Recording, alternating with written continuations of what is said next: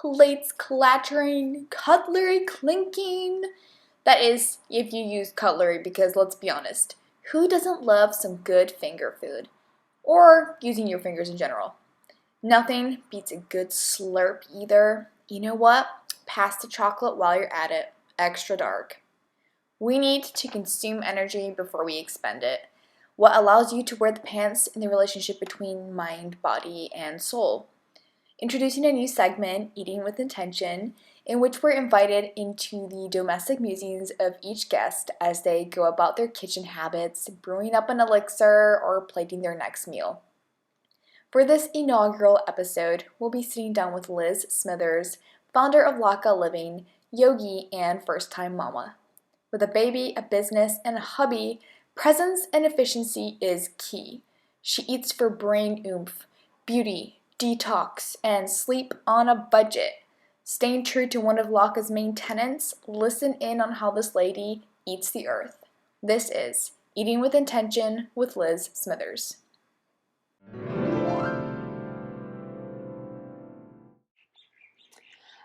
Hello, Guts and Glory. It's Liz. I am the founder of Laka, and I was gonna record when I was making a meal today, um, to share with you all and take you through something that I was making, but I actually just ate. My sister made me lunch at her house, and when you show up and food is made for you, you eat. So I am instead going to just kind of walk you through, I guess, like my approach to eating with intention and how I kind of outline or streamline my dietary, I guess, regimen. Um, so I really try and, especially since I have a baby now, 6-month-old, so my time that I have to spend on meals and even time to consume them, not even just make them, but prepare them, cook them, make them, enjoy them. It's definitely, there's another layer added in. So for the first time in my life, I really focus on eating for convenience more than anything. And with that being said, I end up kind of just trying to infuse my self-care intentions into my meals. With a baby, my budget is different and my time is different. So yeah, I try and eat for beauty, and I try and eat for energy, and I try and eat for sleep, and eat for detox, because there's less resources left over for me to go get that facial and go take that workout class, or even work out aside from teaching yoga and doing my own instruction in general. And yeah, there's definitely less time for sleep. So I have to maximize all of them. And just like through building Laka and being a part of this wonderful industry, you really start to connect the dots and see that food is a total common ground and avenue that you can infuse all of your intentions for wellness into. So if I'm eating for beauty, I include lots of things like, compounds that produce pro-collagen, like tremella mushroom. Any of our products have tremella mushroom in them. Vitamin C. Sometimes I just take collagen directly from cows, or marine collagen. I'm not a super strict anything anymore, although I end up eating pretty much vegan. But in terms of collagen, I think there's some benefit there when sourced from great quality. So yeah, I'm again, like beauty, eating for beauty, like chocolate, precursors to collagen, lots of citrus. I'm not afraid of orange juice, straight orange juice when done on an empty stomach, and not often. Lots of water. I think the water's, and not just me, pretty much everyone else knows the water's so important. So lots of spring water. We collect our spring water from up in the center of the island. Really, really high source. Just getting minerals and lots of really raw hydration can do wonders for your skin's texture and balance and buoyancy. And if I'm eating for energy, I'm including or being a little bit more strict with my intermittent fasting, keeping like a 12 to 16 hour window from my dinner time towards my first meal. Not consuming sugar, so monk fruit in my matcha or my coffee in the morning, and lots of fat and protein to start my day as opposed to, like a big smoothie or something that's going to be more high carb. And I keep my carbs, if I'm eating for energy and I know that I'm going to be teaching a lot, or I know I'm going to have less time throughout the week and I'm going to need a lot of endurance and energy and stamina, keeping my carbs to eating them at night.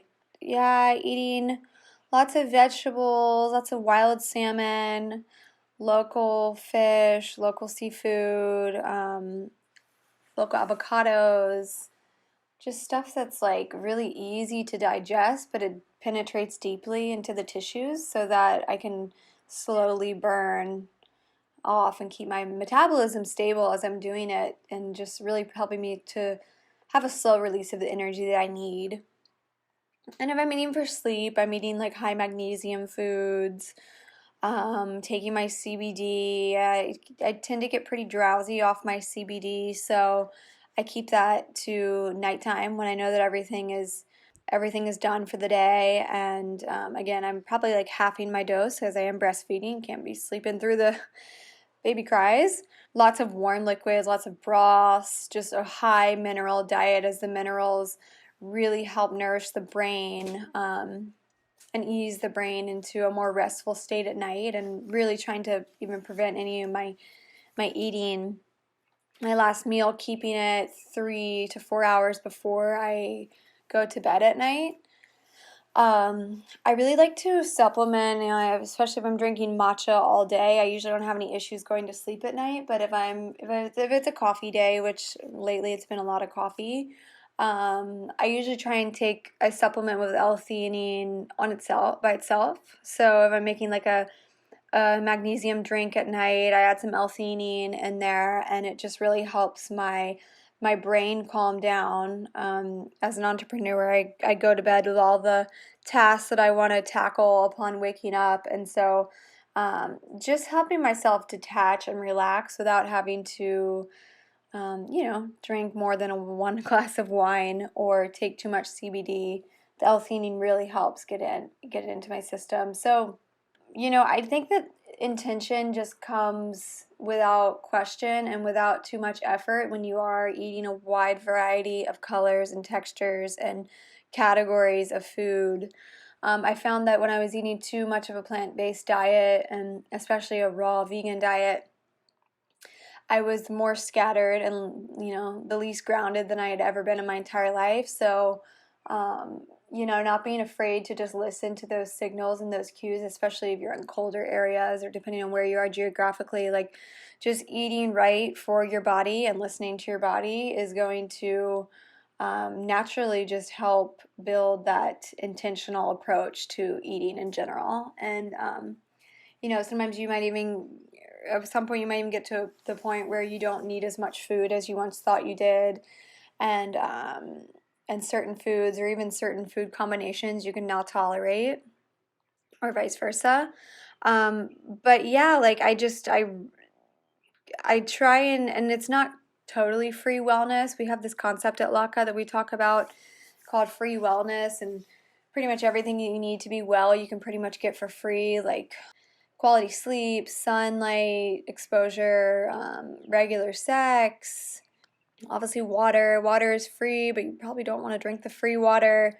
But just like these simple, like foundational approaches to wellness are totally free to be totally well. But I kind of want to group ingestible beauty, eating for beauty and eating for energy and eating for sleep or sex or whatever you're eating for, into free wellness, because I mean, you got to eat, and that shouldn't be like something that you think of as being extra, because you got to eat, and you have to pay for food at some point, unless you grow all your own food, and that's great, but you're still putting the energy into that to make that food, and so there is energy being spent. But I like to think of Yeah, I like to think of approaching how I want to feel and what I want to create and the possibilities and potentials I want to create in my mind and my body is coming from food as much as possible so that the months that come up short or you've overspent or just life comes up in general and your car needs to get work done or you need to enroll in some side course or whatever it is, so your disposable income will go away. You're not without, and you've already masterfully created these like micro programs within your own eating regimen that allow you to still maintain your beauty and your energy and your sleep and your sex and your detox. Because sometimes I don't have the money to go get a facial and I don't have the money to go to get a colonic, or I don't have the time to work out every day. And, it's just getting creative with how you can approach food and like making every bit count. And I think that kind of forces you to be more intentional with your food too in some sort of way. So, that's where I'm at right now in my life, and it feels pretty good to be very resourceful with the ways that I'm utilizing the ingredients and the nutrients that I keep stocked in our household to ensure that I'm still supporting all the things that we get super into, being super into wellness, but maybe can't quite budget in for the month. So a little bit goes a long way. Get creative with your food nutrients, and yeah, I think that's it. Thanks so much for listening, and you can find us on Instagram at Laka Living, our website, lakaliving.com, and you can reach me by email if you can find it. And yeah, I hope to talk to any of you soon. Aloha! This was Eating with Intention with Liz Smithers. Refer to the show notes to further get to know our guest. Share your thoughts and show us some love by subscribing or get in touch to be featured on the podcast. Released every other Monday. Thanks for lending us an ear. Passing on the mic.